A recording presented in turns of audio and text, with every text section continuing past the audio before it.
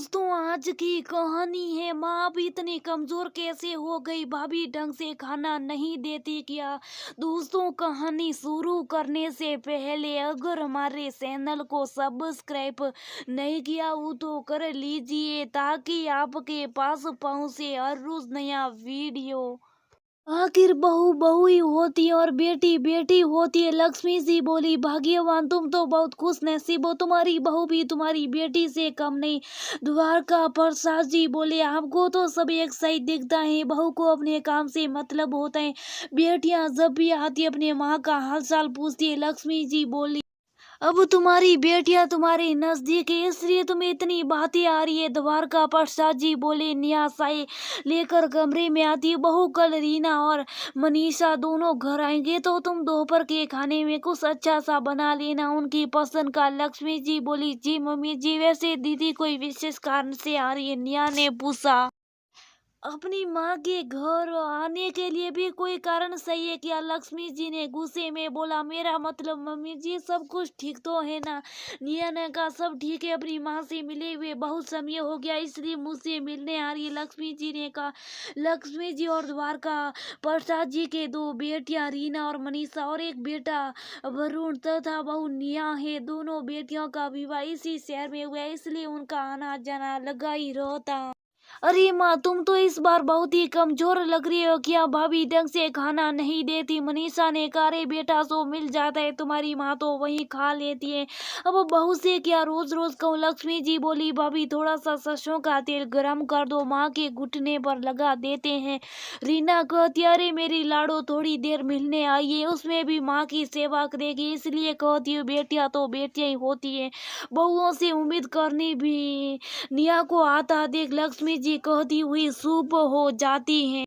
Mummy जी, आपके घुटने में दर्द है, आपने बताया नहीं। निया तेल लेकर आती हुई कहती है, बहू हर बात कहने की थोड़ी ना होती है, तुम्हें दिखता नहीं मुझे कितनी तकलीफ होती है आजकल।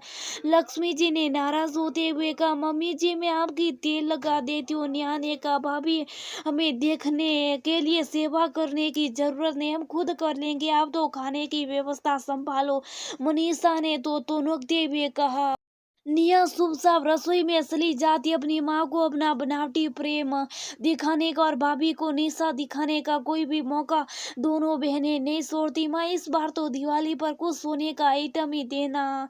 क्यों दीदी? मनीषा बोली, सही कहा, मेरी देवरानी को भी उसकी माँ ने पिछली बार सोने का ही गहना दिया था। रीना ने कहा, ठीक है मेरी बच्चियां, दोनों के लिए मैं कुछ सोने का ही लूंगी। लक्ष्मी जी ने कहा। दोनों बहनें खाना खाकर शाम को वापस अपने घर चली जाती है। निया पूरे दिन काम में लगी रहती है। सुनो जी, तुम्हारी दोनों बेटियां सोने का एक गहना मांग रही है तो आप अभी से सुनार को कह दीजिए, दोनों के लिए एक एक कान की जोड़ी बनवा देते। लक्ष्मी जी बोली, फिर तो तीन बनवा लेते, एक नेहा बहू के लिए भी। द्वारका प्रसाद जी बोले, इतना प्रेम दिखाने की जरूरत नहीं है, भगवान का दिया सब कुछ तो नेहा के पास, आप सिर्फ दो जोड़ी बनवा लीजिए, बहू को क्या देना नहीं देना मैं देख लूंगी। लक्ष्मी जी बोली। उसी समय नेहा कमरे में दूध लेकर आती, उसे सारी बात सुनाई दे जाती लेकिन कुछ कहती नहीं।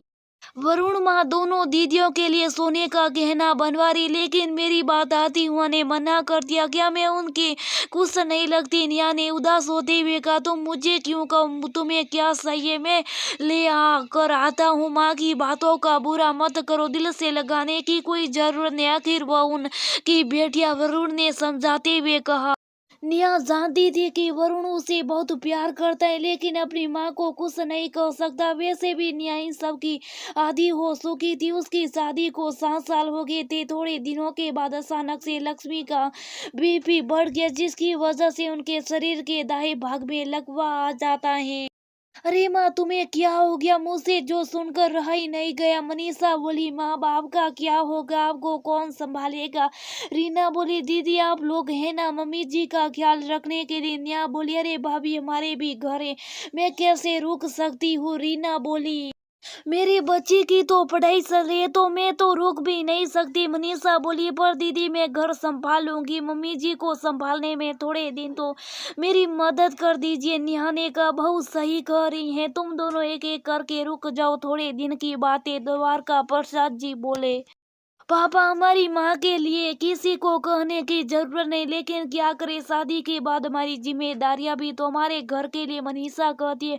शाम को दोनों बहनें अपने घर चली जाती है। लक्ष्मी जी के मन में यही चल रहा होता है, जिन बेटियों को लेकर मैं इतना गर्व कर रही थी वह मेरे लिए एक दिन भी नहीं रुक सकी।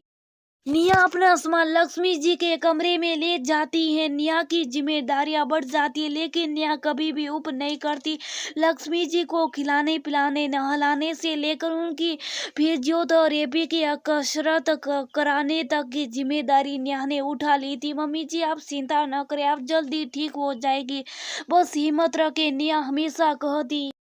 निया की मेहनत रंग लाने लगी। धीरे धीरे उनके शरीर में हलचल होने लगी। दिवाली नजदीक आ गई थी।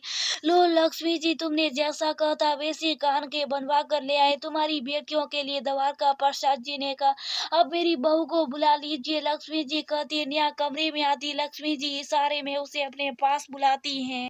मिनिया में जानती आज तक जब भी बहू और बेटी की बात आई तो हमेशा मैंने बेटियों को बहू से ऊपर रखा, लेकिन आज मेरी इस हालत में मेरी बेटियों ने सिर्फ दिखाने के लिए जरूर फोन किए, लेकिन एक दिन भी मेरे पास नहीं। और तुमने ये सब होने के बाद भी मेरी देखभाल एक बार एक बेटी की तरह की। बहू तुम अब मेरी बेटी और अपनी माँ की तरह। बस एक बेटी को ये दीपावली का उपहार। लक्ष्मी देवी नेहा को कानों की जोड़ी देती है। मम्मी जी मुझे उम्मीद नहीं थी कि 7 साल बाद ऐसा कुछ होगा। बहू से बेटी तक का रास्ता तय करने में इतना लंबा समय लगेगा। आपने आप मुझे अपनी बेटी कहकर मुझे सबसे बड़ा उपहार दिया, और ये कान की जोड़ी आपके उस प्यार की निशानी है जो हमेशा मुझे अपनी माँ के प्रति अपनी जिम्मेदारी का एहसास दिलाएगी। नियाने का बहू कई बार हमारे आंखों के सामने सच्चाई होते हुए भी दिखाई नहीं देती। शायद हम अपने बच्चों के प्रेम में अंधे हो चुके होते, लेकिन तुम्हारी प्रेम और सेवा ने मेरी आंखें खोल दी, लक्ष्मी जी ने कहा। लक्ष्मी मैं तो हमेशा तुमसे कहा है, तुम्हारी बहू तुम्हारी बेटियों से ज्यादा तुम्हारा ध्यान रखती है, और आज तुमने मान भी लिया तो इस बात पर तो मिठाई बनती है। द्वारका प्रसाद जी कहते अभी लाती हूँ पिताजी। नेहा कहकर रसोई में जाती है। दोस्तों हमेशा बेटी और बहू में हम बेटियों का ही साथ देते हैं। जो एक सामान्य झुकाव होता, बहू को अपनी बेटे की पत्नी बनाकर हम लाते, लेकिन फिर भी उसे पूरे दिल से नहीं अपनाते, और यही दूरी हमेशा सास बहू को एक दूसरे से दूर रखती है। ताने देने की जगह उसे अपनाने की कोशिश करनी चाहिए, क्योंकि रिश्ते हमेशा दोनों ओर से निभाने पर बनते हैं। एक बहू बेटी तभी बन सकती है जब एक सास उसकी माँ बने।